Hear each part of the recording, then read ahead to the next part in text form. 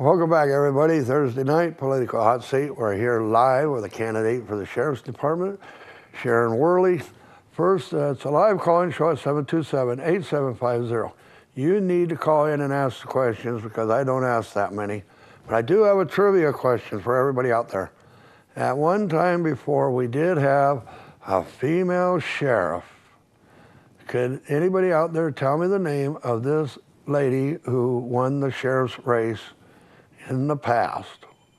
So anyway, what your management skills, what makes you believe they're up to par with, today? Well, as I told you before, I managed a lot of programs in my life, personnel and specialized programs. One program I managed was audited about 18 times in 1 year. Well, yeah. And they were different audit teams. They were absolutely unrelated. They were in different disciplines. And they had different audit criteria. They've been anything from fire protection, emergency response, to hostage situations. All of those things that I have been audited on. Oh, okay. Well, you've been involved enough, and you are presently the investigator for the district attorney's office, so I suppose you would be up to par on everything going on anyway. You're working with sheriffs daily, right? Or almost, or... Yes, yeah, we do. We work with the sheriff's office on a regular basis. All right, now, we do have a caller on the line. It's Roxanne again. And go ahead, Roxanne, ask your question.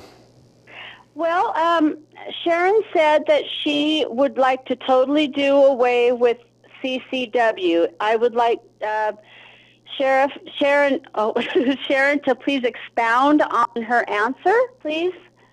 Well, the CCW license program is a state program, so I really can't do that. What I can do is make getting a CCW license as expedient and as painless as possible. You know what a CCW license is, right? That's your right to carry concealed. She's not on the. That's right. She's not. I keep forgetting that. I could get a. I could ask you something about that. I got a CCW, and yes, it gets to be. Well, it didn't seem like it took that long, but I personally have a CCW, and I believe in the rights to carry openly. I do too. But I just. You weren't saying anything like you would like to do away with it or anything, like no CCW? Well, I remember way back when the program didn't exist. I've been in Nye County and in Nevada that long.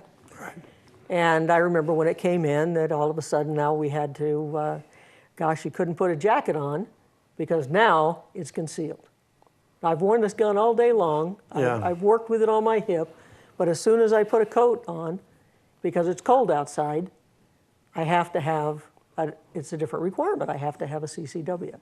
And that was my only comment. Oh, okay, so the state has something to do with it now, but you weren't actually saying that you would be against a person carrying the weapon, you're just saying that the permit isn't necessary. What I was saying was, personally, I don't really care for the program.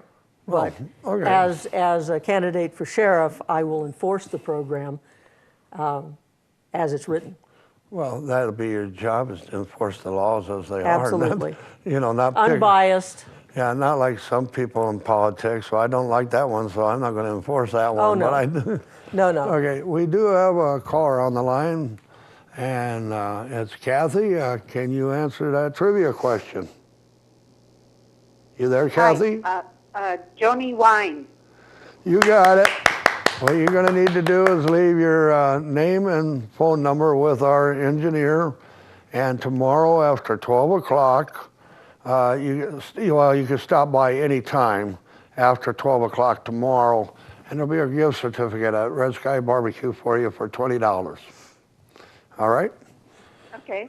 Okay. And So anyway, yeah, well, I was just wondering because I got a CCW and I probably shouldn't say this, probably, so I hardly ever really carry it with me. I normally only carry it with me is if I'm transporting money or something from one place to another or something like that, you know. But I don't know. I guess the right to carry, I don't, see the thing is I just believe that if we didn't have any type of law protecting our rights to bear arms, that would leave the honest people at risk to the dishonest people. And I That's know absolutely you're running right. for sheriff, and the sheriffs can't be every place as a deterrent. No, they can't. And so sometimes people, you're going to have to take care of yourself, your family, your property. Maybe, I hope to God you never have to, but the emergency might come up.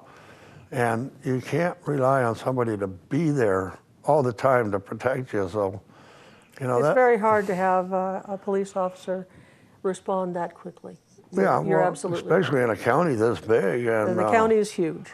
spread out as it is, and that you might. I don't know. It's really a tough question because I always feel that the law enforcement agencies are always under budget.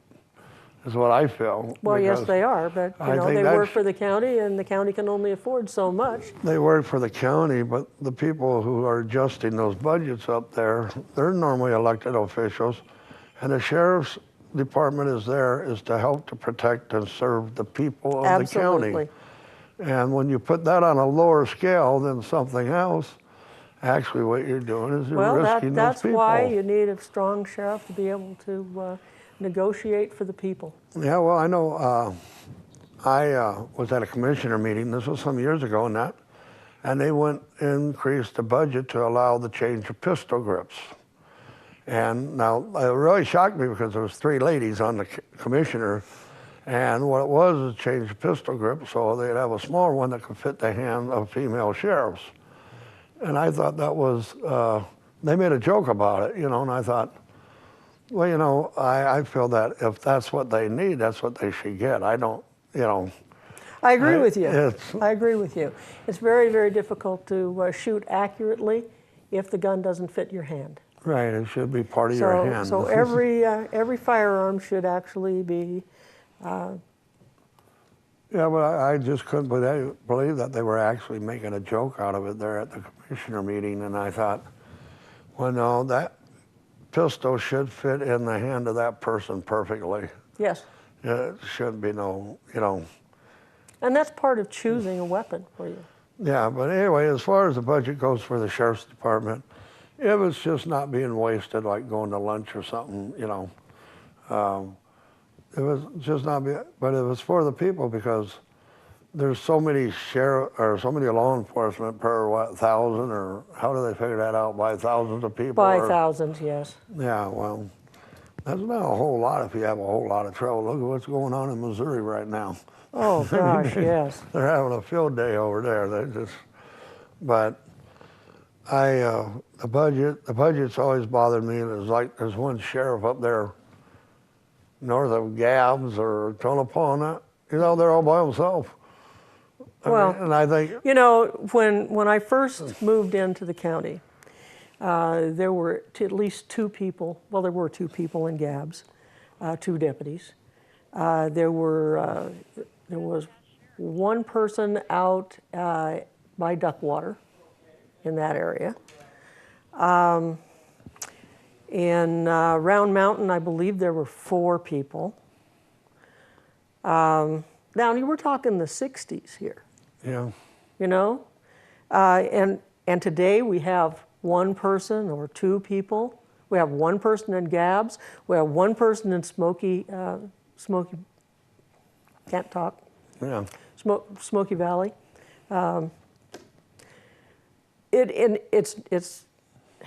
It's incomprehensible to me that they have to wait an hour and a half for backup, and they're going to domestics.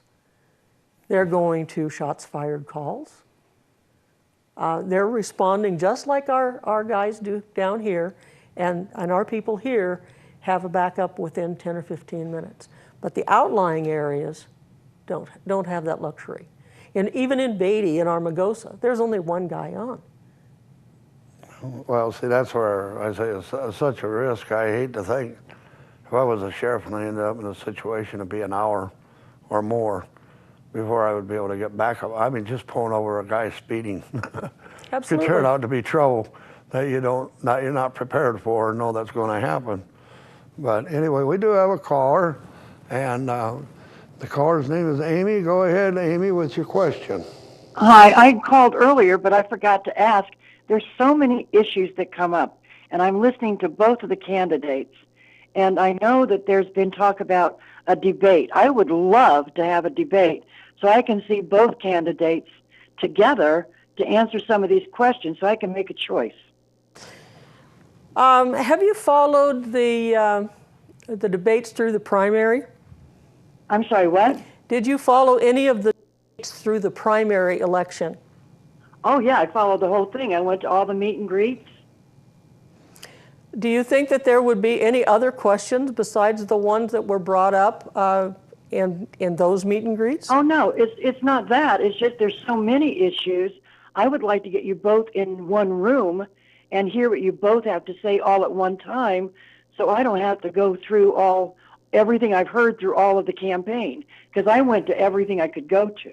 Well, that's wonderful.